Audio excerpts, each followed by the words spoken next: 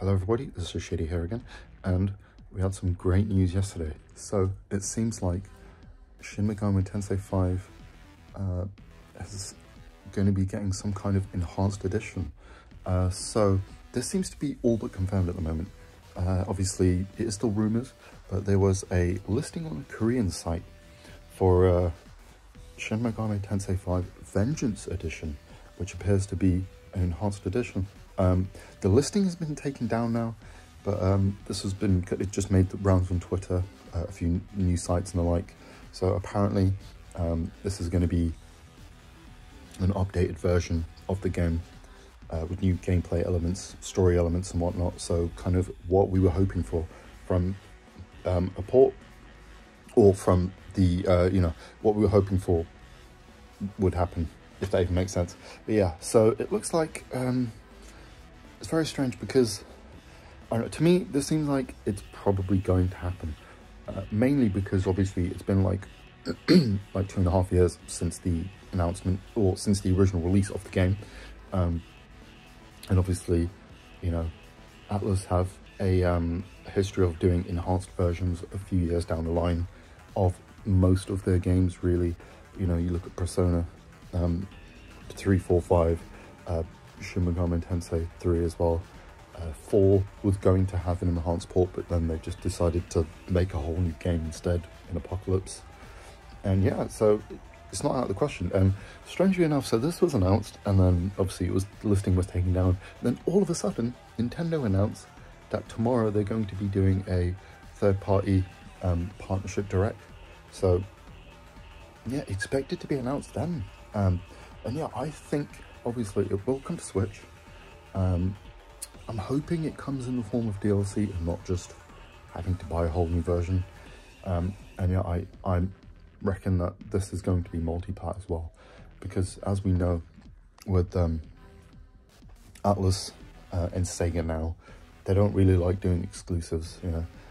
It seems like the original, I don't think it's going to be out of the question moving forward, but it seems like the original release of Shin Megami Tensei 5 is the last kind of exclusive they're going to be doing, because they've had a lot of success with multi-plat.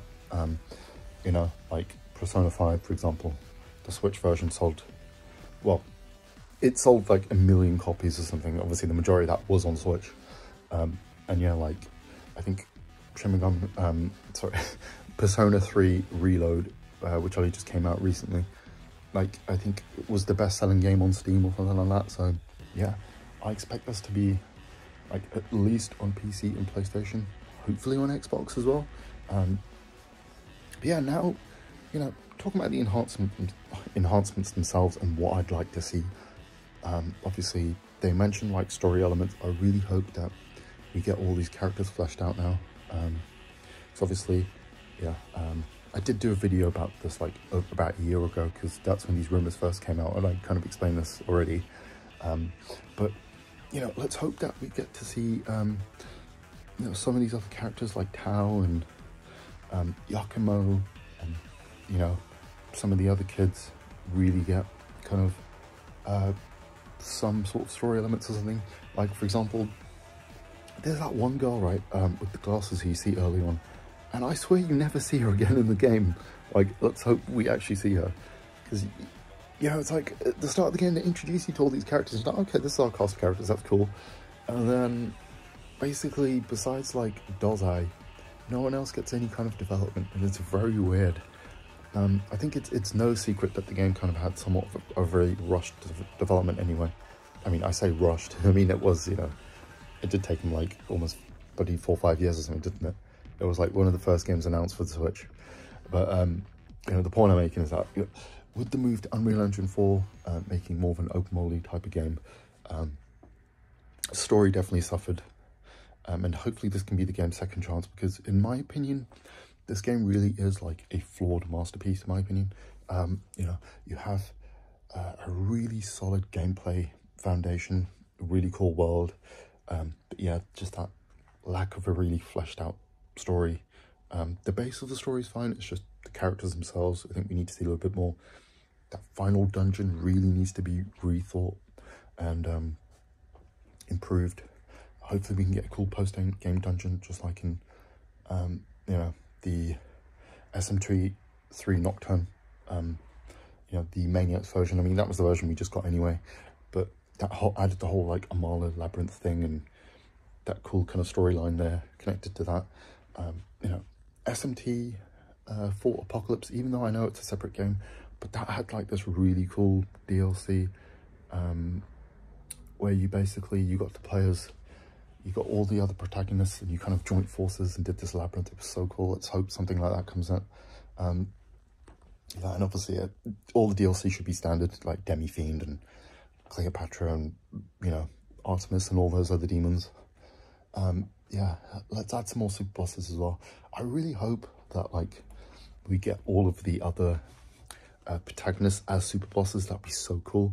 Like, you know, like Aleph from 1, I think that's the name of the first guy, Flynn from 4 and whatnot, and I can't remember the name of the guy from the second game. Maybe it is Aleph, I'm not sure, but yeah, that would be so awesome. And then obviously on top of that, you know, gameplay tweaks as well. Like, can we sort out that annoying level scaling system? Because you know, if you're just a couple of levels below an enemy, you do like no bloody damage. It's so annoying. You know, because some of us like to challenge ourselves and play at low difficulties. I'm sure there's probably people like speedrunners and stuff who probably can, and I'm just a casual, I get that. But still, you know, it's a great opportunity to turn this into, you know, realize the full potential of the game. Because from what I remember, there was a lot of like, it got leaked, all of the really cool content from the game and the interesting story elements and ideas they had. So hopefully they can finally put all that in there. I did see a really funny tweet from Marsh. He's a Megaten content creator on YouTube, a lot bigger than me, so obviously you guys know who he is if you're watching this.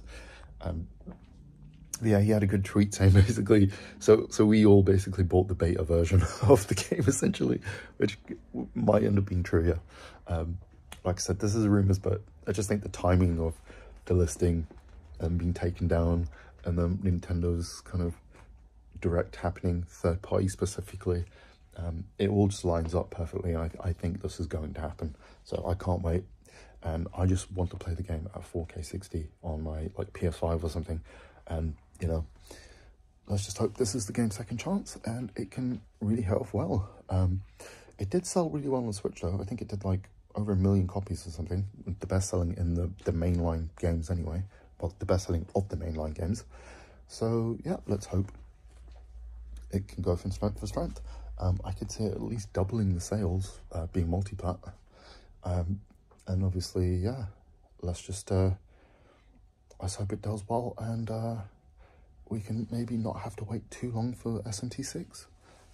Obviously, I know that, you know, usually you're lucky to get one Shin Megami Tensei game mainline per platform anyway. So yeah, probably won't see SMT6 till like the Switch 2 or something, but still great news. In terms of release date, obviously, Unicorn Overload is out in a few weeks, isn't it? Like the 8th of March. And obviously, Metaphor ReFantasio is out at the end of the year. It just says fall of 2024, doesn't it? So I imagine maybe a summer, autumn release. So I reckon like probably, I reckon either end of Q2 or early Q3. So yeah, my predictions are maybe like a July, August kind of release date maybe. That seems to make sense because, you know, those are the only 2 games they have left now. They don't have anything between, you know, Unicorn, Overload and Metaphor, so it would make sense. So yeah, anyway guys, thanks for watching if you did. I'd love to hear your thoughts on this release of this game, and yeah, hopefully I'll catch you in the next one. And if you did, like and subscribe. Anyway, have a great rest of your day.